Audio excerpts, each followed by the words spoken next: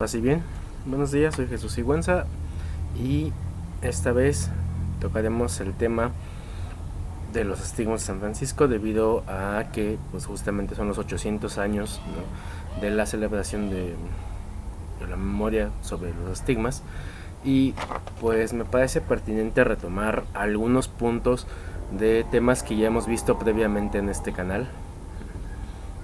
Entonces estaremos pues saltando entre conceptos de Constantino Coser, Eloy Leclerc, Michael Hubbard y otros franciscanólogos más, para poder analizar algunas cuestiones que me parecen pertinentes, ¿no? En lugar de hacer un texto explicado esta vez, veremos específicamente algunos puntos en torno a la reflexión sobre el signo, ¿no?, qué es lo que significa, qué es para nosotros actualmente el hecho de los estigmas, ¿no? Traigo justamente como tercero franciscano mi hábito puesto para explicar justamente algunas cuestiones al respecto y lanzar también algunas cuestionantes sobre el signo, ¿no? ¿Qué simboliza el signo para nosotros específicamente? Entonces, para eso, pues, un primer punto sería la cuestión sobre los problemas del lenguaje, la carga teórica y el acercamiento histórico. ¿A qué nos referimos con ello? Nuestro lenguaje ya viene cargado de suyo, o de los términos, por diferentes cuestiones que tomamos, que se han atribuido a través de la historia y que van cambiando con el paso del tiempo. Un elemento sobre el signo, en este caso de los estigmas, sería esta cuestión con el lenguaje. Y la primera pregunta sería, ¿qué significa para nosotros el signo de los estigmas? Esto lo dejo abierto como pregunta al aire, pueden contestar en los comentarios. El chiste es empezar justamente a formular qué es lo que tenemos, qué entendemos por el signo de los estigmas. Habrá quien diga, bueno, pues representan los estigmas de Francisco, ok, ¿y qué representan en su vida los estigmas? Otros dirán, bueno, es el símbolo de los franciscanos seglares, el símbolo de la orden franciscana, ¿no?, las 5 llagas, ok, ¿qué representan? No tanto de saber qué significa cada llaga, sino qué representación tiene o por qué los traemos justamente a colación con la vida, ¿no? Entonces, segunda cuestión, la carga teórica, ¿no? ¿Qué entendemos por signo? ¿Qué entendemos por estigma? ¿A qué nos refieren los estigmas? Porque si nos refieren específicamente a un camino de enaltecer la figura de Francisco como el santo de Asís, que no es del todo incorrecto, pues también tenemos un camino por ahí errado, ¿no? Porque en lugar de irnos a la cuestión humana con Francisco y a lo que representó a través de su vida y a lo que quizás para él pudo significar, nos estaríamos yendo por ya una concepción cargada con el tiempo, moderna, sobre enaltecer a Francisco en lo que quizás el mismo Francisco no estaría de acuerdo, ¿no? Y después el problema del acercamiento histórico. ¿A qué nos referimos con el acercamiento histórico? ¿Qué herramientas tenemos actualmente? ¿No? Aquí estamos metiendo un poquito a Fernando Uribe, para entender la cuestión franciscana, la cuestión de los estigmas, ¿no? Solamente nos dejamos llevar por películas, nos dejamos llevar por lo que se nos ha enseñado en formación, por lo que hemos escuchado, o tenemos justamente algunas herramientas, ¿no?, dentro de la formación y dentro de lo que tenemos para irnos acercando históricamente a la figura de Francisco, a la figura del Dios que él representa, a la figura de qué está pasando en el momento de su vida, a la figura de su camino espiritual, ¿no? Con qué herramientas estamos contando para analizar y hasta cierto punto desde nuestra modernidad diseccionar esta figura bajo la cual nos acercamos al acontecimiento de los estigmas. En un segundo punto tenemos la cuestión de la propia interpretación, ¿no? Entonces, una vez que nos estamos preguntando por qué significan los estigmas y que tenemos ya estas cuestionantes puestas ahí de frente, tenemos qué entendemos cada cual, qué entendemos nosotros a través de los estigmas, qué representan los estigmas para nosotros. Un camino de vida espiritual, el acontecimiento de ir cada día, la figura enaltecida y lejana de Francisco, ¿qué tomamos en cuenta y cómo encarnamos, ¿no? Porque recordemos que estamos a final de cuentas en una religión de la encarnación, que es el cristianismo. Cómo encarnamos, cómo volvemos propio, cómo volvemos nuestro dominar a través de los estigmas. Tercera cuestión, retomamos los videos anteriores, y insisto, se irán mencionando a través de este video, entonces se irán apareciendo aquí en la parte de arriba como enlaces por si gustan consultar ya el tema de una forma más extensa, ¿no? Y al respecto, en justamente un video sobre los estigmas y el signo hoy, Constantino Coser nos dice lo siguiente: La vivencia de un signo depende de él mismo, pero mucho más de quien lo percibe e interpreta, ¿no? Fin de cita de Coser. Entonces, por definición, un signo ya viene cargado con ciertos simbolismos, ¿no? Y nos denota entonces algo, ¿no? Nos da algo por descubrir, algo por entender, algo por encontrar, ¿no? Y ese signo debe de reflejar ciertas cosas, pero aquí Coser parte con dos cuestiones, ¿no? Primero la cuestión de la vivencia de, y después la cuestión de qué depende, ¿no? Dice, bueno, la vivencia del signo, porque no es lo mismo solo que esté el signo presente ahí, como en este caso el hábito, ¿no? O en las imágenes de Francisco, pero hay una cuestión más importante que es la cuestión franciscana, ¿no? ¿Cómo se vive ese signo? Como ya lo dije, ¿cómo se encarna? ¿Cómo lo llevamos, no? Pues aquí va a depender del mismo, claro, depende del signo, depende de la carga teórica que éste ya tiene y que porta. Pero no solo depende de eso, ¿no? Sino que en esta cuestión justamente franciscana, el signo va a depender mucho más de quien lo percibe, entonces del sujeto, ¿no? Y lo interpreta. Y esa interpretación tiene que ver justamente con la forma de vida que uno lleva. Ok, tenemos el signo, ¿no? Portamos el hábito, que por cierto había que cuestionar entonces también el significado de hábito, ¿no? Si nos vamos a la parte pues, más cercana justamente y lo entendemos así con cierta literalidad, pues el hábito no sería solamente esto que estoy portando así, ¿no? Sino el hábito sería lo que ya cargo con el diario, con el día, traiga o no puesto, ¿no? Esta cuestión, portándolo, ¿no? Solamente, sino que ya se transforma en un signo justamente que va cargando y va permeando la propia vida. Entonces va a depender de eso, ¿no? No solamente es que llego y le explico a quien no sabe, no, sino qué es lo que llevas, qué es lo que tus actos portan, que de hecho hablan y transmiten hacia los demás. Y esto entonces nos va a llevar a un cuarto punto, el punto de la formación y el conocimiento, ¿no? ¿De qué depende nuestra formación? Recordemos que como franciscanos seglares pues la formación es permanente, ¿no? La formación se encuentra todo el tiempo, prácticamente acaba hasta que nos morimos, nos seguimos formándonos, seguimos asimilando la cuestión justamente de la vida, ¿no? Entonces, desde este punto, la formación también va indicada hacia un conocimiento que no es nada más acumular un montón de datos, sino que tendrían que ver con la asimilación del significante para aportar en la propia vida, ¿no? En este caso, el significante, ¿no? ¿Qué es lo que significa otra vez? ¿Qué es lo que tenemos presente con Francisco? Tenemos varios valores franciscanos para cargar que, por cierto, culminan justamente en esta cuestión de los estigmas, ¿no? Y no solamente culminan a ellos, no se acaban, pues, no se limitan en que los estigmas. Para Francisco, nos dirá Coser más adelante, los estigmas son una respuesta de lo que él buscaba justamente dentro de su propia vida, ¿no? Que por cierto es parte también del pensamiento franciscano. La respuesta se va dando conforme uno va realizando acciones, ¿no? La vivencia franciscana no es una vivencia netamente pasiva, ¿no? Necesitamos en todo momento aprender, asimilar, escuchar, encontrar e ir haciendo para poder en algún momento ir entrados en la respuesta, ¿no? En todo momento está la duda, en todo momento está ese lanzarse al abismo, ¿no? De lleno. Entonces con Francisco justamente como respuesta de una sequedad, ¿no? Como respuesta de que él quería vivir el evangelio y de repente le sale la orden y la orden tiene un montón de problemas, ¿no? Y el apartarse a pensar, a resignificar esto, el pensar que no hay respuesta, de repente lo lleva a la respuesta para él, justamente, de los estigmas, ¿no? Aquí está, querías vivir el evangelio, pues el evangelio implica pasar por esto, Cristo, pobre, crucificado, presente, ¿no? Y entonces para él porta después en su vida a través de esto. Pero aquí hay una cuestión también importante, ¿cómo lo porta Francisco? ¿No? No lo porta nada más como algo que lo está enseñando a todo el mundo. De hecho surge un término, ¿no? Que Lehmann nos dirá que es el espíritu de escondimiento. Ajá. Este término consiste justamente en que todo esto que te acontece, que te pasa, lo guardas para ti, ¿no? Y va en relación con el sufrimiento y el tema de la vida franciscana. ¿Cómo llevamos el sufrimiento? ¿Cómo llevamos las enfermedades? Las enfermedades no es algo para que lo estés mostrando, es tu oportunidad de crecimiento en ciertas áreas, sí, pero toda esta experiencia que va surgiendo es específicamente una respuesta para ti. Lo que tú vas a dar a partir de ahí hacia los demás ya es a final de cuentas otra cuestión. ¿no? Y entonces aquí también entraría dos puntos. Un punto a confrontar primero con el presente, ¿no? Que es cómo vivimos actualmente.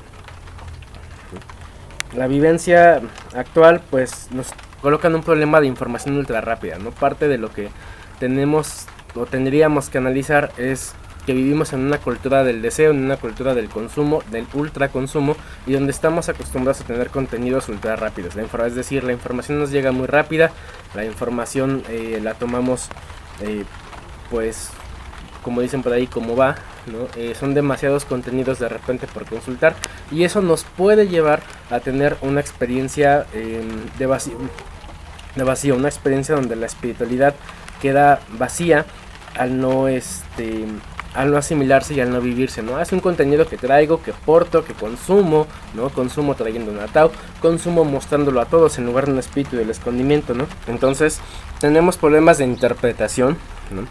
A través de esta información ultra rápida. Ahorita, por ejemplo, nos llega la información, ¿no? A través de redes sociales, por ejemplo, de los medios que ustedes quieran, sobre los 800 años de los estigmas. Y hoy, wow, todo el mundo vuelve y trae a colación por unos días, por unos momentos, porque pues viene el 17 de septiembre, la información de los estigmas. Y sí, enaltezcamos a Francisco, los estigmas, todo lo demás, pero pasa como un contenido ultra rápido y entonces no se analiza.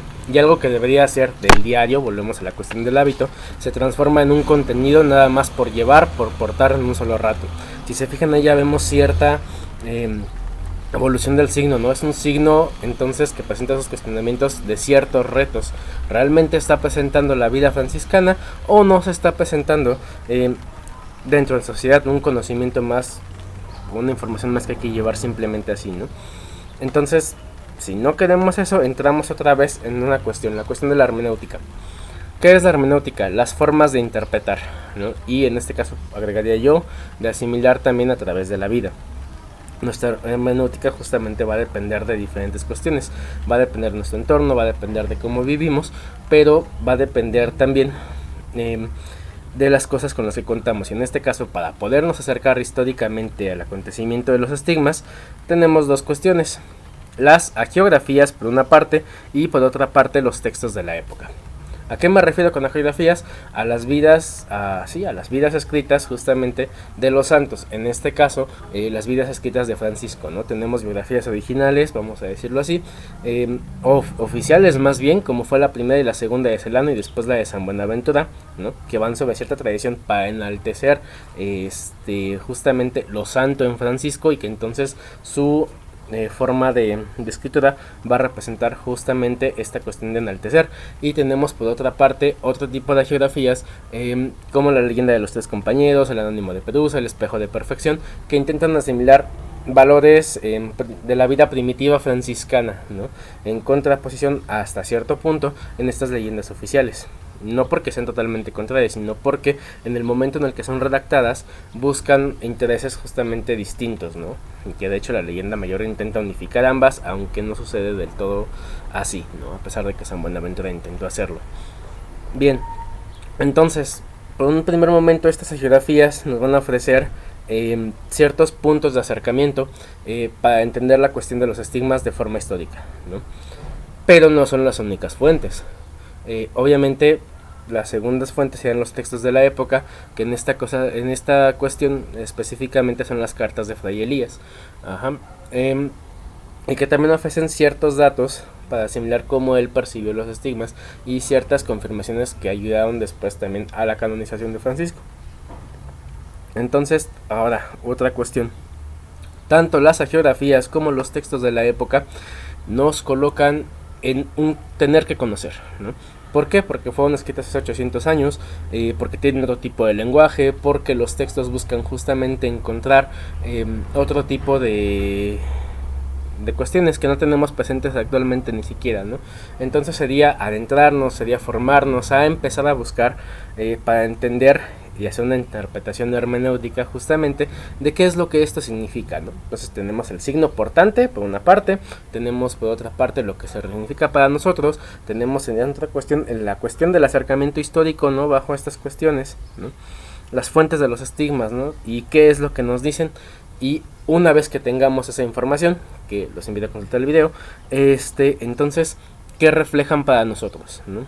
¿De qué nos sirve saber cómo acontecían los estigmas? ¿De qué nos sirve saber que en realidad pues se representaban como piel, digamos, hinchada, ¿no? Que representaba la cabeza del clavo y el remache, ¿no? Y que a veces la piel le sangraba en el costado, se adelgazaba la piel del costado al punto de sangrar, ¿no? Ok, ya tenemos la información, ya tenemos lo que actualmente algunos dirían en cuestiones de consumo, la verdad sobre esto.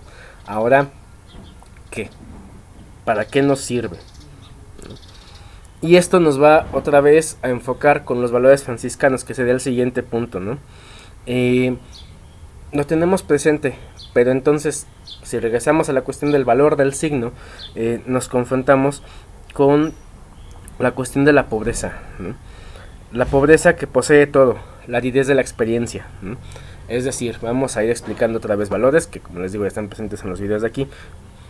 El simpropio franciscano, ¿no? Implica justamente deshacerte de esa cuestión del conocimiento. Aquí el conocimiento no es, como dije, solamente para almacenar un montón de datos, sino que tienen que transformarse en la misma vivencialidad, ¿no? Y eso implica entonces la pobreza. Ya hablando de uno, implicaría reconocer lo que uno es, lo que uno tiene delante de Dios, como dice la admonición 19, ¿no?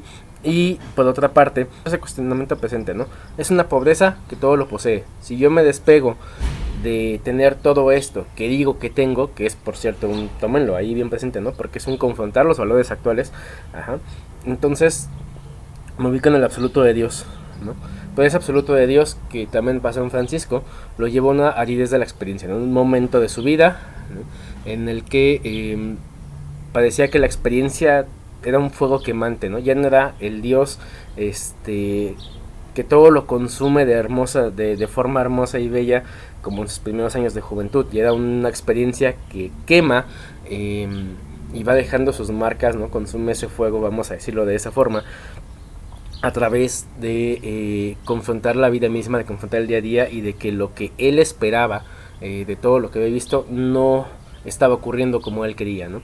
Y eso pasa también, citando a Javier Garrido, ¿no? Jesuita, en su libro Edades de la Vida y Experiencia Espiritual, pasa justamente con la vida, ¿no? Llega un momento de meseta, es decir, un momento en el que ya nuestra propia experiencia de experimentar la vida espiritual y el caminar nos lleva a decir, no, parece que aquí no hay una solución, parece que estamos estancados, ¿no? Oro y hago y demás, experimento, pero ya sé hacia dónde va esa respuesta, ¿no? Se queda estancada, por eso es una meseta, ¿no? Y eso nos lleva franciscanamente también a la cuestión del Dios vivo y reflejante en el nacer de cada día, ¿no? Como decía el Evangelio, a cada día le bastan sus propios problemas, y ese Dios que está presente en el hermano, en el otro, también está presente cada día ofrece una renovación, una renovate, como dijera después también San Buenaventura, ¿no? Pero que nos implica el reflejar los retos que cada día va llevando consigo mismo, ¿no? Y que eso se va enalteciendo otra vez a través de los estigmas, ¿no? Es la vida con el día a día, el espíritu de escondimiento, como ya estuvimos viendo, ¿no? Y esto nos va a llevar a una cuestión bien importante que se ha mencionado en otros videos y que también vendrá próximamente en el video que sacaré, que es el silencio franciscano, ¿no? Y entonces vamos a confrontar ahora la sociedad de consumo actual, que es una sociedad que nos pide decir todo, ¿no? Es una sociedad que nos exige a través del consumo decir todo lo que siento, cómo estoy, qué es lo que hago, qué es lo que no hago, y a través de eso vamos presumiendo y consumiendo una virtualidad de lo que decimos que somos, ¿no? Pero la pregunta sería, ¿esa virtualidad es realmente lo que vivimos en el acontecer diario, ¿no? Queremos gritar, queremos decir, queremos enaltecer, ¿no? Como un novicio cuando va entrando, ¿no? El decir, claro, es que la vida es perfecta, preciosa y bella. Y la experiencia nos va llevando por otro lado a decir, realmente no es así, ¿no? Si nos quedamos estancados específicamente en eso, pues ya llevamos años de formación y nos quedamos así, habría que cuestionar qué estamos haciendo, ¿no? Y después también viene esta cuestión justamente de que el silencio franciscano implica eso, reconocernos en cuanto que lo que somos, no lo guardamos, lo callamos, lo vivimos, no lo decimos, pues, pero se va a ir reflejando en lo que sí vamos haciendo, que es una respuesta activa del día con día, todo lo que vamos haciendo. Ahora, vendría una pregunta aquí, todo esto que vamos haciendo es digno de ser mostrado, entre comillas. Realmente necesitamos mostrarlo a través de redes sociales, realmente necesitamos mostrarlo y llevarlo a través de esto, o tenemos que dejar que el signo se conforme en nosotros y vaya diciendo, como fue pasando con el caso de Francisco y con el caso de Clara también, ¿no? El silencio franciscano además nos coloca también en la cuestión de las defecciones, ¿no? Es decir, una vez que vivimos en fraternidad, pues nosotros tenemos defectos, también los demás tienen defectos, y esos defectos que nos piden gritar lo que pasa se van reflejando en el silencio. El silencio nos permite asimilar, nos permite observar, nos permite cuestionar también, ¿no? Nos permite ver. Recordemos también en otros videos la cuestión de la observancia, ¿no? El ob audire, que es un saber escuchar, un sobreescuchar, ¿no? Entonces, como dije el verbo en latín, el ob audire nos va a colocar justamente en eso. El silencio es eso, es callar, ver. Dijéramos ahorita en método latinoamericano, ver, juzgar, actuar, ¿no? Llevarnos justamente al actuar a qué es lo que vamos a hacer. Esto nos va a llevar necesariamente y como ejemplo, ¿no?, a la cuestión de la teología trinitaria, ¿no?, que está presente siempre en la vida de Francisco, en la vida de Clara y en la vida en general franciscana y cristiana. Primero partimos de una teología trinitaria a través de una doxología, anunciamos lo que creemos, ¿no? Generalmente, por ejemplo, como decimos, en el nombre del Padre, del Hijo y del Espíritu Santo. Pero ¿qué es lo que refleja eso? No es solamente el anunciarlo, no es el decir la creencia como la doxología, sino que la teología trinitaria necesariamente necesita de una experiencia, la experiencia interior que parte a partir de cada cual, ¿no? A partir de cada uno. Nosotros la vamos viviendo, la vamos asimilando, ¿no? Y esa unión con Dios va justamente llevando a partir de toda esta cuestión. Dios se hace presente, uno y trino, en la persona de cada cual, sin empequeñecer el acontecimiento de la experiencia espiritual. Ahora, justamente el silencio implicaría abandonarse en Dios uno y trino, ¿no? El que decimos como las alabanzas de Dios Altísimo, el grande, el fuerte, ¿no? Y ese abandonamiento implica un aventarse, vamos a decirlo actualmente en estos términos, a la nada, a que no obtenemos una respuesta de facto, ¿no? De repente, de frente. Si creemos que la estamos obteniendo, habría que analizar entonces qué estamos haciendo. Nuestro analizar va a ir en todo momento mostrando pautas para hacer, ¿no? Es un silencio activo, ¿no? Y es un silencio que nos coloca otra vez, como dije, en el ob audire, ¿no? En el escuchar, como con el sultán en la ciudad de la angustia, ¿no? Francisco va con el sultán y se queda, dialoga, escucha primero, ve las necesidades. Ese diálogo, a través de la escucha, de saber qué es lo que se necesita, es lo que le permite a él actuar en ese momento ahí. La ciudad de la angustia, ¿no? Este es un término que estoy acuñando en este momento, en tanto a decir una ciudad que padece, una ciudad que en todo momento tiene necesidades. No estoy hablando solamente de la ciudad, sino hablar del lugar físico en el que nos encontramos, ¿no? En nuestro entorno, en el que todo parece angustiante, en el que todo exacerba. Volvemos a esta sociedad de consumo, ¿no? Ante tantas cosas nos va aplastando, nos va empequeñeciendo, nos va encapsulando en que debe de ser esto, el otro o aquello, ¿no? Y eso nos coloca en una angustia permanente, ¿no? Pero la angustia, pensándolo desde otra cuestión, por ejemplo como con Søren Kierkegaard, es la condición justamente que permite crecer, ¿no? Y salir de ahí, y que nos lleva entonces al silencio activo. Escuchamos, observamos, vemos, interpretamos, creamos hermenéutica, y el signo entonces se está conformando, ¿no? Y tenemos en el silencio activo también como ejemplo a Clara, ¿no? Santa Clara de Asís, y a Clara contra el deseo de ser expuesto. La sociedad actual nos pide ese deseo, necesitamos exponer todo lo que hacemos, ¿no? Porque parece que si no, no tenemos credibilidad, o si no, no tenemos algo. Y en lugar de eso, Clara, por ejemplo, como ejemplo en todo lo que ella estuvo haciendo, calla y hace, acepta, ¿no? En el momento que le llaman, oye, sea abadesa esto, calla y trabaja y acepta, ¿no? Y volvemos a Francisco, ¿no? El silencio activo del espíritu de escondimiento. Francisco dice, no confío en el hermano que habla y habla y habla y dice que muestra un montón de cosas, ¿no? Lo que confío es lo que mis ojos ven y lo que ellos hacen. Esconde para ti lo que necesitas, haz lo que necesitas hacer. Y esto nos lleva hacia la siguiente cuestión. El camino franciscano es un caminar acompañado. Clara aconseja a Francisco, Francisco le pide consejo a Clara.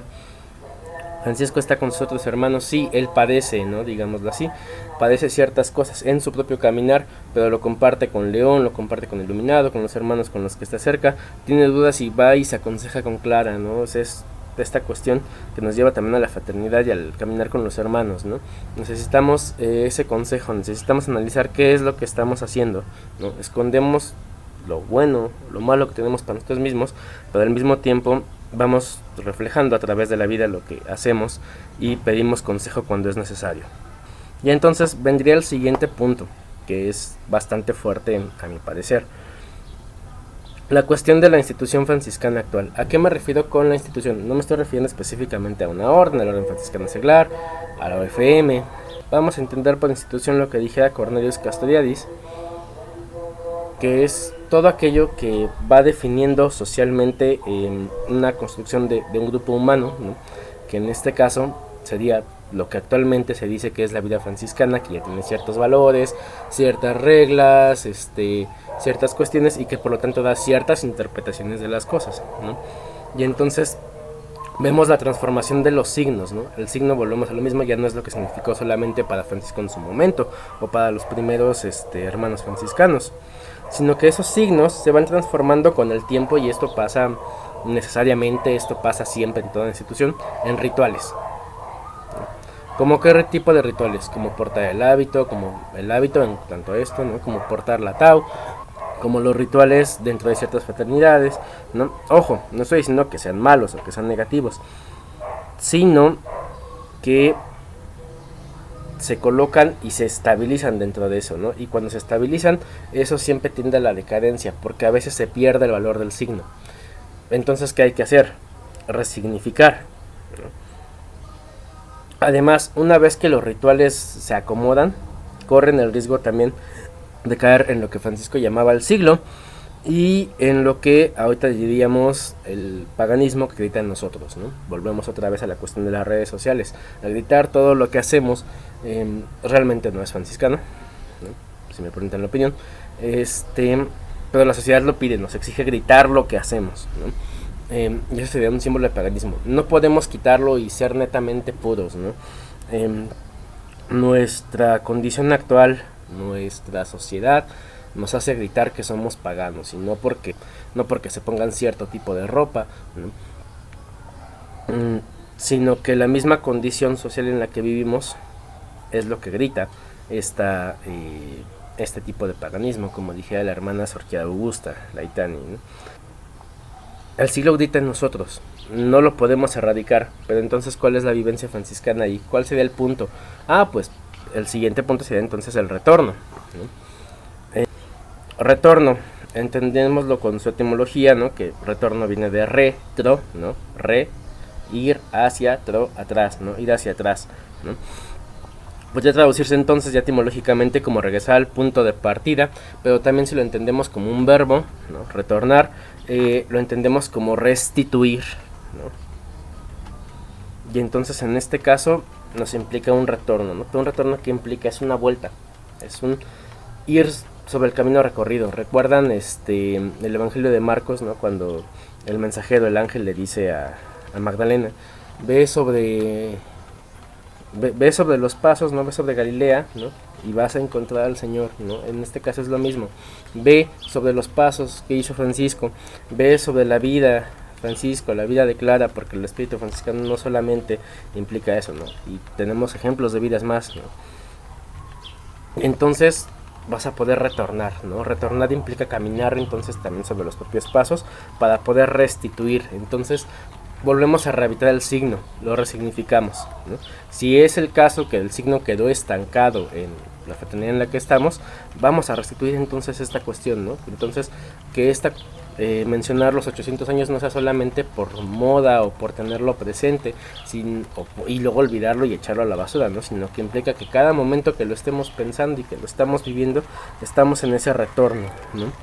Y que entonces lo traduciría como un retorno al signo sangrante, ¿no?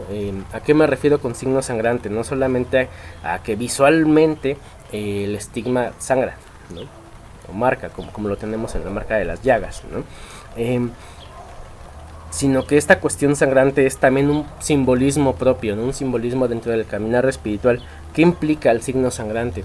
Implica que es un signo que va en el primero, que es la propia vida la que sangra, ¿no? La que emana, la que está presente, ¿no? Entonces es nuestra vida y que cuesta trabajo entenderlo, que cuesta trabajo hacerlo, ¿no? Que nos cuesta asimilarlo para volverlo vida misma. En un segundo punto, ¿no? Y ojo, no es porque uno sea más importante que otro, sino es por señalar a cuestión del listado. El signo sangrante nos tiene que hacer presente a Cristo pobre y crucificado, ¿no? El beso rumbroso, ¿no? El beso rumboso, perdón, al besar sus pies, ¿no?